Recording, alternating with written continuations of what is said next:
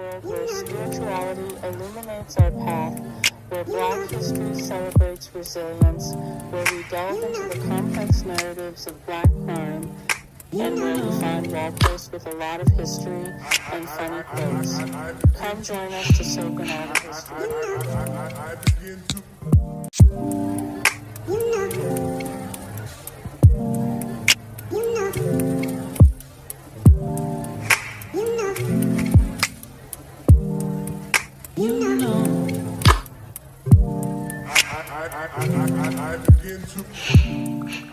Lloyd Gaines was the plaintiff in Missouri XREL, Gaines vs. Canada, a lawsuit that resulted in an important legal victory for the American Civil Rights Movement in 1938. Lloyd Lionel Gaines was born in Water Valley, Mississippi in 1911 to Henry Richard Gaines, a tenant farmer and former teacher, and his wife, Callie. Lloyd had 10 other siblings, but several of them died during Lloyd's childhood, as did his father. In the spring of 1926, Lloyd's family went to live in St. Louis with his older brother, George Gaines. Lloyd's education in Mississippi was so poor that at age 15 he was put in Waring Elementary School's 5th grade class, yet he caught up quickly. He excelled as a high school student, serving on the school debate team, writing for the school journal, and winning election as vice president of his senior class. Lloyd graduated from Vashon High School in 1931, and an essay that he wrote earned him a $250 scholarship for college. After attending Stowe Teachers College for a year, Lloyd left St. Louis to attend Lincoln University in Jefferson City. He graduated in 1935 with a history degree and began to consider continuing his studies by going to law school. In the 1930s, education in Missouri was segregated, and Lincoln, the only Black university, had no law school. Gaines, therefore, would have been forced to leave the state to pursue a law degree. One of Lloyd's former teachers presented another possibility by putting him in touch with leaders in the National Association for the Advancement of Colored People, NAACP, who pledged to support him in a lawsuit for the right to attend the University of Missouri School of Law. Gaines applied to MU's law school in the summer of 1935. Silas W. Canada, the university registrar, refused to decide on his admission. On January 24, 1936, lawyers from the NAACP sued Canada to force a decision. In March, Gaines was formally denied admission to the law school because he was Black. On April 15, 1936, Lloyd and his lawyers from the NAACP sued to gain entry into the University of Missouri. Lloyd's case was partially based on Plessy versus Ferguson, a U.S. Supreme Court case from 1896 which upheld segregated public facilities if they were separate but equal. His attorneys also based their argument on the 14th Amendment to the U.S. Constitution, which guarantees the equal protection of the laws for everyone in each state. Although Lloyd's case was highly publicized by members of the Black press, such as Lucille Bluford of the Kansas City Call, newspapers controlled by whites gave uneven coverage of the lawsuit. Many even squarely campaigned against Gaines. Furthermore, although Blacks were often openly discriminated against in Missouri's legal system, the judges Lloyd faced had additional biases. The judge who ruled against him in circuit court in July 1936 was a University of Missouri School of Law graduate, as were 3 of the 7 judges who heard his case in the Missouri Supreme Court in May 1937 after Gaines's lawyers appealed the circuit court's decision. Missouri's highest court ruled against Gaines on December 9, 1937. When Lloyd's case was argued before the U.S. Supreme Court on November 9, 1938, however, things went differently. Just 1 month later, on December 12th, the court ruled in favor of Gaines. Although it upheld segregation and the idea of separate but equal facilities, the court declared it a violation of the 14th Amendment's Equal Protection Clause for Missouri to force students to seek education out of state because of their race.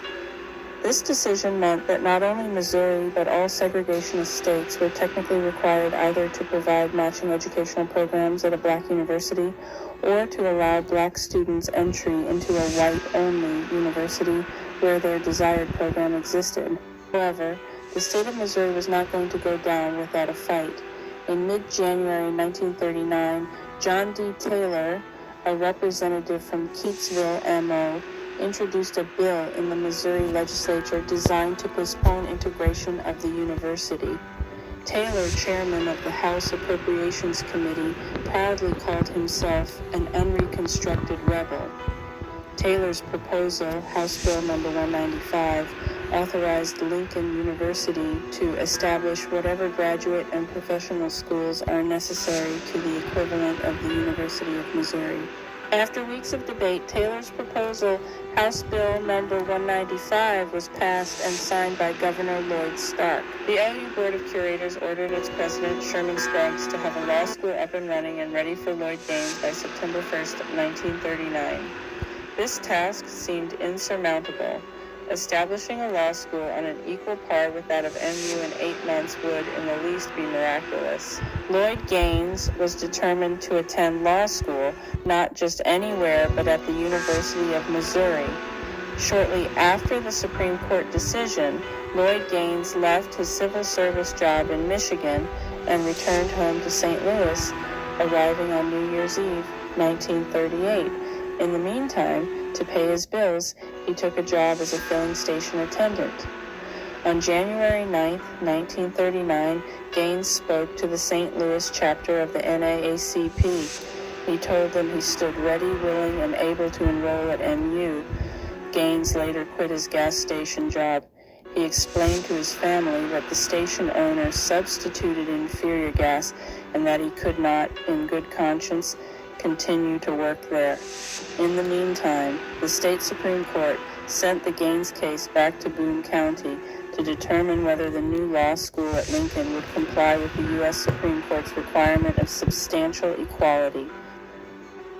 Charles Hamilton Houston and other NAACP attorneys assembled in early October 1939 to take depositions in preparation for the hearing scheduled a week later in Columbia to determine whether the university had complied with the Gaines decision. Attorneys took depositions from all of the instructors of the new LU Law School as their preparation for the court proceedings wound down. The deposition of Lloyd Gaines was next. Attorneys planned to ask Gaines whether he considered Lincoln to be as good of a law school as Missouri and whether he planned to enroll. Called for questioning, Gaines did not respond. He could not be located anywhere. Lloyd's mother, Callie Gaines, recalled that in January, her son left here to go to Kansas City to make a speech. That's the last I saw of him. While in Kansas City, Gaines spoke at the Centennial Methodist Church. He also looked for work, but not finding any, caught a train for Chicago, telling people in Kansas City that he would stay a few days and return home. In Chicago, Lloyd rented a room at the YMCA, searching for employment for the next few weeks. During this time, Lloyd Gaines took meals at the home of Eddie Mae Page, a friend from St. Louis. Running low on funds, he stayed at the Alpha Phi Alpha House, where members took up a collection for him. On a rainy night, March 19, 1939, Lloyd Gaines told friends that he was going to buy stamps and would be right back. To this day, Lloyd L. Gaines has never been located. The May 1951 Ebony magazine article, The Strange Disappearance of Lloyd Gaines.